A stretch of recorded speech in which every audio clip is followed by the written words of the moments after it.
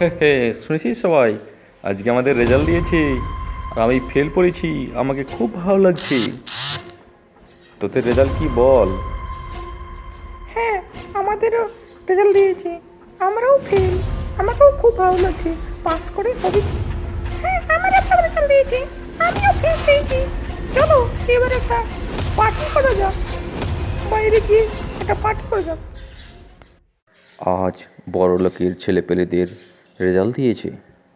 তারা সবাই ফেল করেছে, তাই তারা আজ খুব খুশি।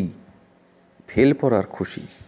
তারা বলছে তারা পার্টি করবে, আনন্দ করবে, কারণ তারা এমএলএ মন্ত্রীদের, বড় বড় প্রভাবশালীদের ঘরের ছেলে মেয়ে। তারা চাইছে এই হারটাকে তারা কিভাবে সেলিব্রেট করবে, তাই তারা আনন্দে মত্ত হতে পিকনিকে যাচ্ছে। তারা পিকনিকে গিয়ে আগুন জ্বালিয়ে, তাম্বু খাটিয়ে, বন্ধু বান্ধবীরা সবাই ডান্স করছে। এই হলো আমাদের বিচিত্র সমাজ। যাদের ঘরে চাকরি নেই, অর্থ নেই, তাদের ঘরে হাহাকার। কিন্তু বড়লোকের ছেলে মেয়েদের কোনো কিছুর অভাব নেই। তারা মজ মস্তি করছে আর ঘুরে বেড়ায়। এমনিতেও সরকারি চাকরি পাওয়া দুষ্কর ব্যাপার। ডান্স শেষ করার পর তারা অন্তাক্ষরী খেলতে শুরু করে। হাসাহাসি, অট্টহাসি, বিভিন্ন মাধ্যমে তারা নিজেদেরকে আনন্দ ফুর্তিতে মেতে রাখে। তারা নেশা, ভাং খেতে শুরু করে।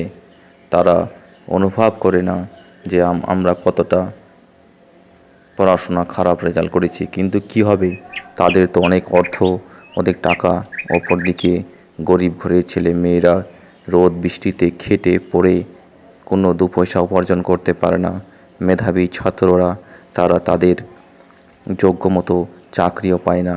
কিন্তু অপরদিকে বড়লোক ধনী ঘরের ছেলে মেয়েরা নেশা খেয়ে রাতের অন্ধকারে তাম্বু খাটিয়ে যেখানে পায় সেখানে ঘুমিয়ে পড়ে। নেশায় চোট হয়ে তারা খেয়াল খুশি কিছুই থাকে না। বর্তমান সমাজ অন্ধ, অন্ধ, অন্ধ।